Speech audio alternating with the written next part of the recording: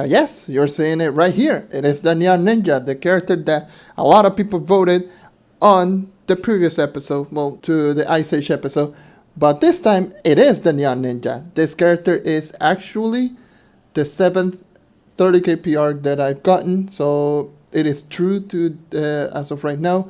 I still have 2 more characters at 30,000 power rank, so leave a comment in the comment section down below, letting me know which character you think is going to be the next 30k PR video.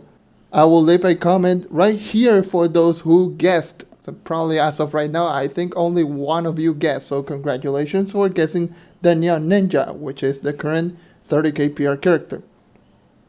Anyways, let's get started. Alright, so I know this character, it is extremely popular, so take every single opinion with a grain of salt. So don't get triggered if I have a different build, or I use something different, or I say something bad about the Neon Ninja, which there are some things about the Neon Ninja which I think they're bad. But still, it is all in good fun. It's still my opinion. You guys have your own opinion, so let me know which is your opinion with the Neon Ninja. So yeah, let's get started.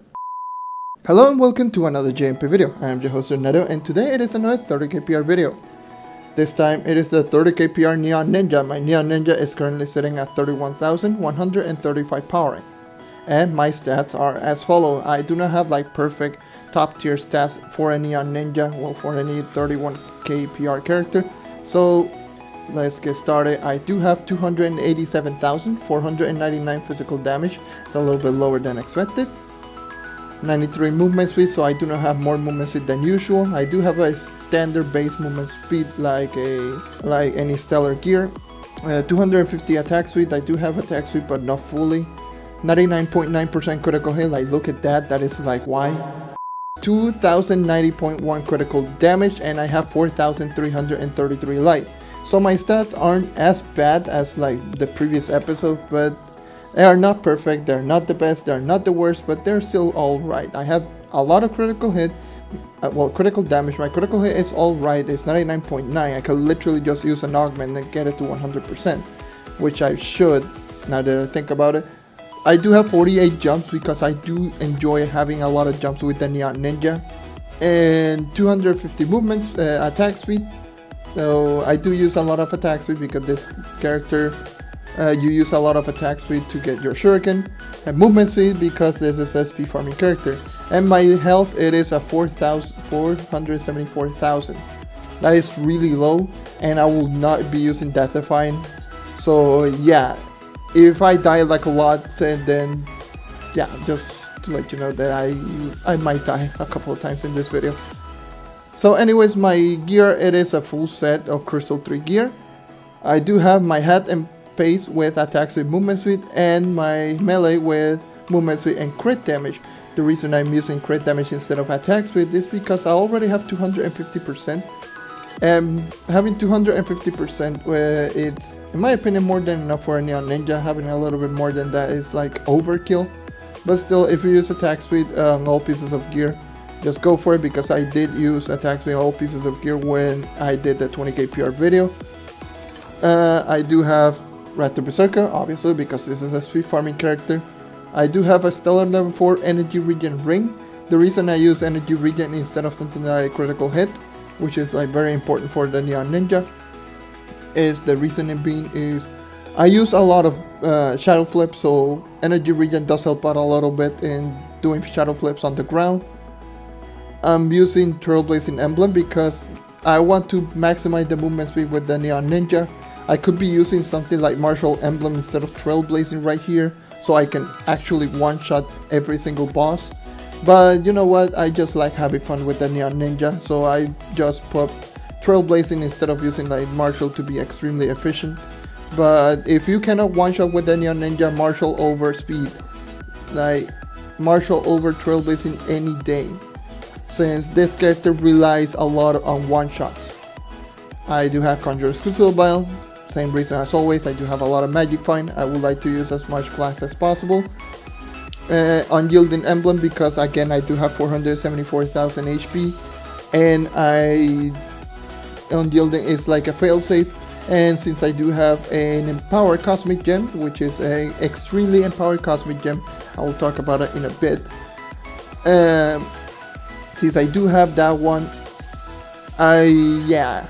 it's extremely important with this character. Anyways, I do have Mounted Cavalry Knight subclass. The reason being is for the flash. That's the only reason I do have Mounted Cavalry. It's just for the extra flash, so I can spam them for movement speed purposes. And if I am in a panic, then I can just use it with unyielding. So yes. Anyways, I will be moving on to my gems. My gems are as follow. Thank you, game, for not registering. Anyways, I will be going with my empower gems first. I do have a 3 crit damage roll right here. I did let me just, before go into all of the gems, I did try to re-roll a lot of my gems. Like this one, I did use 2 contain chaos flare, and my critical damage went directly into crit hit, and then when it went back to critical damage, so I did kept the 3 crit damage roll. This one is a 3 crit damage roll. Same reason. I used 2 flares. It pretty much rolled the same. This one, it is a 2-1 crit damage. I used a flare on this one. This one, I believe it was 1 crit hit and 2 crit damage. So I rolled the crit hit into physical damage. So it was nice. And my lesser gems, I do have most of my gems I did not swap. I do have a 2-1 physical. This one I did get a new one, so I pretty much gave this character a new gem. And I also gave this one, I gave this character 2 new gems. This one is a 2-1 physical. This one is 2-1 crit damage. This one is a 2-1 crit damage. And this one is a 2-1 physical. And my other 2 are 2-1 crit damage and 2-1 crit damage. So I have almost divided half and half, so I do have more crit damage rolls on the Neon Ninja. That's why I have almost 2100, even without augmenting at 31 KPR. And no only one piece of gear with crit damage. That is a lot of crit damage that I do have. I am rocking my cosmic gems. I am rocking a 6 light roll on my lesser gems, so 3 and 3. And my empower gems, it is a 1 light, 2 physical damage. I actually used 4 or 5 contain chaos flare on this one already. Still haven't gotten the at least 2 light rolls, so I'm pretty much stuck with this roll that I'm rocking 2 physical, 1 light. It's been I'm almost out of lunar souls, just trying to re-roll a lot of my gems. That's why I do not do this with every single character. I do this with this character in particular. The reason being is because this character in particular, it is a character that relies a lot on one-shots, and I want to do the most damage possible if I want to use the Neon Ninja. And my empowered cosmic jack is Vampirian Vanquisher. I did say on my previous video that I did have 1 Vampirian Vanquisher. This one was my 3-star Vampirian Vanquisher. It was horrible. It was magic damage, I believe it was, and it was a 3 crit hit roll. So I did, not only did I re-roll into physical damage and crit damage, I also use a lot of flares to move around the pearl, so this is what I have. But Vampirian Vanquisher, this is the most important empowered gem ability that you should have on a Neon Ninja. If you're a Neon Ninja main, try to get Vampirian Vanquisher, even if it is a weak one. Having Vampirian Vanquisher will help insanely. It will help a lot. Seeing that, allow me to read it. Dealing critical hits to enemies has a chance to increase movement speed. The chance is 70 to 80%. It's really really high up there. And causes the next hit to leech health. So every single hit after getting the movement speed buff, you will get a 0.05% of your damage as a health. So for example, if you do 7 mil damage or something like that, you will get is around 350k HP. I will put the math on screen because my mental math is all over the place. It's 3 a.m. I'm recording at 3 a.m. Cut me some slack. So you do recover a lot of health, especially if you have a minimal amount of health. This will help greatly. This will instantly refill your health to 100% in an instant. So this is an extremely important empowered cosmic gem abilities. And if you're wondering how much movement speed it gives a plus 20, and it lasts for 5 seconds, but every time you do a crit hit, you have a chance to refresh the timer. So that's how it works. But yeah, if you are a Neon Ninja main, try to get Vampire and Vanquisher because it is a must with this character. Anyways, those are my gens, this is my gear, and this is my Neon Ninja. Let's go into Uber 10 in 3, 2, 1. And here we are, Uber 10. So, how does the Neon Ninja fare in Uber 10? And the Neon Ninja is actually still the king when it comes to dungeon, but it's still the character that relies more on stats to do well. So, the Neon Ninja, like the Shadow Hunter, it relies a lot on light. This character did not scale well. You might be right now typing in the comments saying that I'm crazy, or thinking that I'm crazy, saying that this character is still an extremely good. It's scaled fantastically. No, it didn't. This character did not scale properly well. The reason I say that is because the character lost all of its effectiveness lower tier of level, well, lower tier of power rank. So if you are not like, if we are talking about like the old Neon Ninja, like Uber 9 type Neon Ninja, if you were at 20k PR, you could one-shot Uber 9 like no problem. Even at like 17, 18k PR, you could one-shot an Uber 9 no problem. But here, even at 31k PR, and I do have over 4.4k light, and I'm not able to one-shot all enemies. Neon Ninja should be a character that relies on one-shot, so it lost all of its effectiveness. So in other words, it did not scale rather well, because in order to be as effective as you were, you need to max out your Neon Ninja. And that every single character max out already does pretty well. So what I'm saying, when a character scaled well, it means that even at a lower power rank, you can still do extremely well. You can still be as efficient as you were in Uber 9. The character, it is not as effective as it was in Uber 9. I'm sorry to say that this character, it is not as effective. It is still as fast moving, but you do not one-shot. You're seeing right here with my kind of stats, I'm not one-shotting some bosses. I'm one-shotting certain bosses, but not all of them, which it is the only sole purpose of the Neon Ninja. The Neon Ninja, you should be one-shotting everything that you see. That is why I say in the beginning of the video, you should be using Martial, because if you want to use like the Neon Ninja and maintain its effectiveness, you should be using Martial. If you're using Martial, then you should be using a flask that refills all your on an enemy kill, like Vampiric Vial, Conjure's Crucible Vial, even like Valor's Vial if you want. And for certain people, a lot of people don't like the Neon Ninja. Like they use the Neon Ninja, they feel like they die a lot, or they do not feel as effective as certain characters. I've seen a lot of people that are like 28, 29k PR Neon Ninja, even 30k PR Neon Ninja, and they say that the Neon Ninja feels different. It feels weaker. And the Neon Ninja definitely feels weaker. It's because it's scaled rather poorly. It's still as effective as an endgame Neon Ninja, but right now this character, it is a pure endgame character. It is a character that only top tier, and by top tier I mean like maxed out 33, 34k PR Neon Ninja should use. If you're below that stats, then you're going to have a trouble just using the Neon Ninja. Obviously, you can still use him. You can still be as effective. Like you're seeing on screen, I'm still being effective with 31k PR.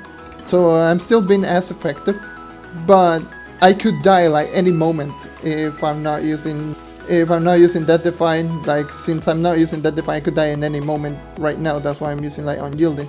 I should be using Death Defying, but in my opinion, I'm trying to show off like that you can use the Neon Ninja without Death Defying, because I've seen people that say that if you're not using Death Defying with Neon Ninja, then you're going to die a lot. Saying that this character does not have a lot of HP. And yeah, so that is the unfortunate part about the Neon Ninja. It relies a lot on light, like the Shadow Hunter. It relies a lot of films on one shots, on critical hits. So if you're using the Neon Ninja as your main, I said this in my 20k PR video, if you are a low power rank Neon Ninja, I would suggest you should change your main to another character. I'm not saying that you should not use the Neon Ninja. If you want to use it, then use it. But this is like my recommendation. The Neon Ninja, it is only suited for endgame players. You can have a Neon Ninja for something like grinding lower over tiers of dungeons, because it still does quite a bit of damage. The shuriken, this shuriken does 9.5 times damage. Even if you don't crit at lower portals, you can still one-shot rather quickly. But for endgame farming, that is a dungeon that I completed. RIP. For endgame farming, this is a character that you should be you should avoid until you are maxed out on gems. Once you have maxed out gems, once you have like a full set like of gems, not even fully augmented, but at least level 25, and have at least a full set of Crystal 2 or Crystal 3, have Vampire and Vanquisher, then that's when you should start using the Neon Ninja. Other than that, then no, just avoid using the Neon Ninja for endgame farming, because other characters will be more effective than the Neon Ninja. That's just how it is. But for anyone who is at the end game, who is like fully maxed out, fully augmented, that this is pretty much the best character in the entire game in terms of like doing dungeons, because it is still the fastest. You can one shot even with a martial at end game. Like I said, it is still it still does like incredibly high crowd control. It stuns. Well, it roots, but technically it works like a stun because it is like a projectile, so enemies won't get close to you. And yeah, so it is a character with range. It stuns, it's fast, it can one-shot, so it's pretty much like the perfect character for U10 grinding, but only if you're an endgame player. If you're not an endgame player, don't use the character. I'm just gonna say that much. Don't use the Neon Ninja. I'm sorry to say. I know that I'm actually going into a dangerous like zone. I know a lot of people love the Neon Ninja, myself included. I do love the Neon Ninja. The Neon Ninja is like my grinding character when I feel like I want to go crazy. I want to go insanely fast. I want to have like the most like insane fun. If I don't want to like one shot and be as efficient, then I just use this character and have some fun, do backflips and just die over and over again and just have the most fun possible.